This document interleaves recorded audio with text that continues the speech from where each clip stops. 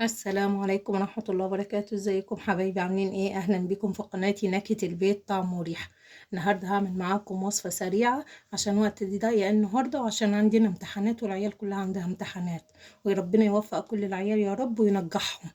هعمل غدا سريع كده عشان احنا مش فاضيين النهارده عشان الامتحانات. هعمل معاكم صينية الفراخ. هتجيبي اي صينية عندك، هتشغلي النار،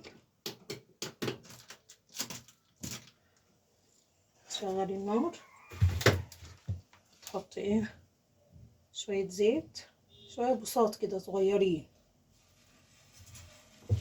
عشان هندي صدمة للفراخ.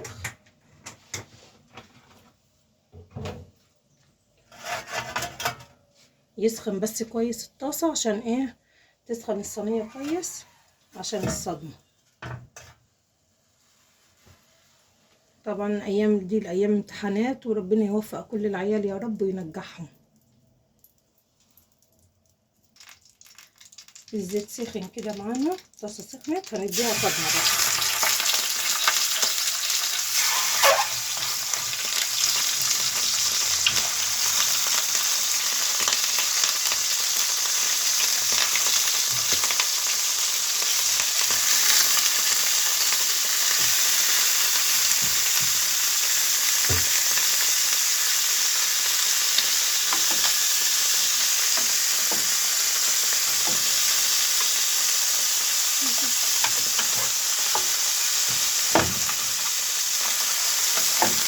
نوسع بس الفراخ.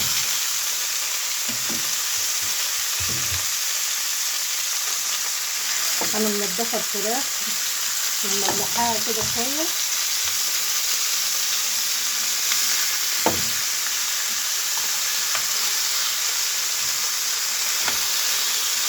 تاخد بس صدمة بسيطة كده.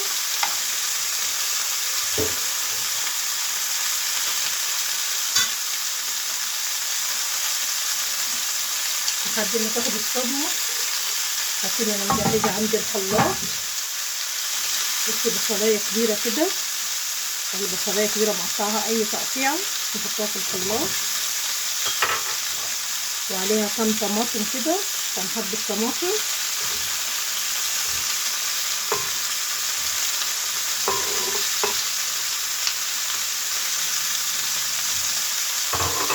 وطبعا شوية فلفل، في فلفل حامي اهو وفلفل اخضر عادي.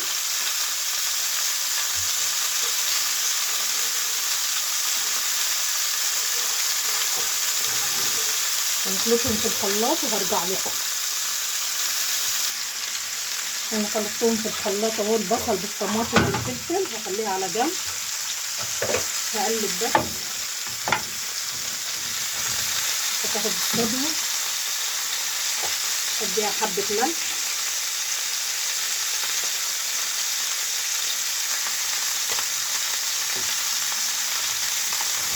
هنقلب بقى.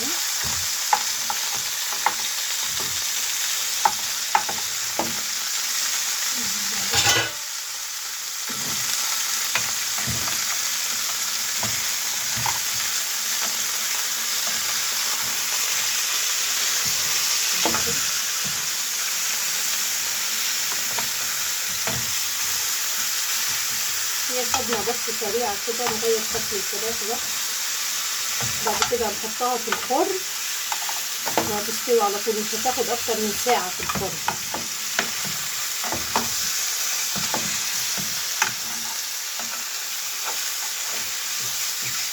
شايفين؟ تاخد بس الصدمة على الوش التاني.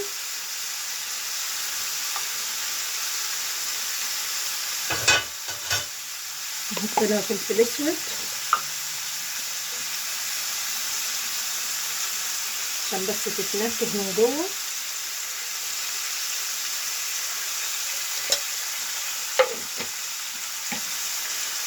والدورق ده حطيت فيه الطماطم والبصل والفلفل، بعد كده هصبه عليها.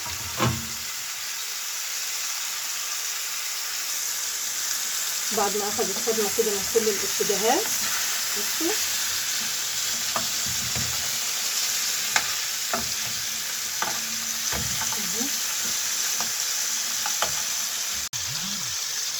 انا اخد الصدمه كده.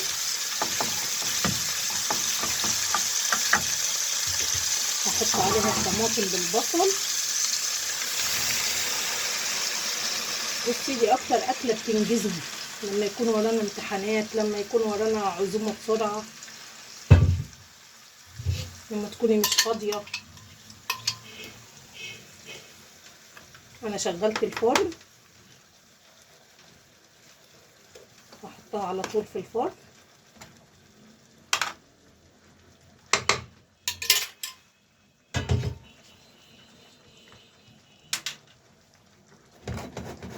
تسخن بس الفرن معايا وهحطها على طول.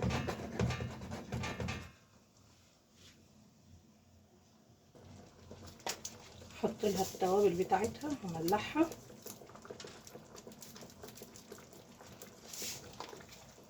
احط لها الفلفل الاسود طبعا،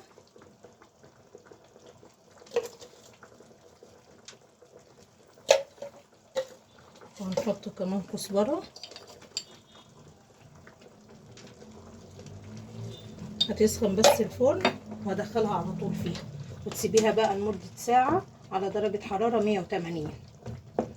ما عندكيش الفرن بتاعك ما عندوش درجه الحراره، حطيه على درجه حراره متوسطه شويه، لا هي عاليه قوي ولا هي ايه واطيه على الاخر.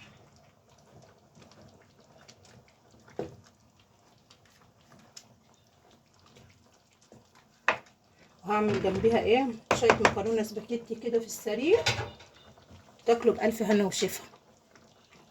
طبعا دي ايه اسرع صينيه فراخ تاكليها.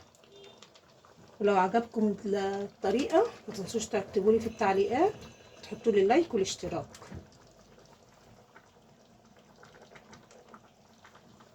هحطها في الفرن دلوقتي، هحطها في الفرن واسيبها لمده ايه ساعه كده. دي شكل صينيه الفراخ بعد ما طلعت من الفرن.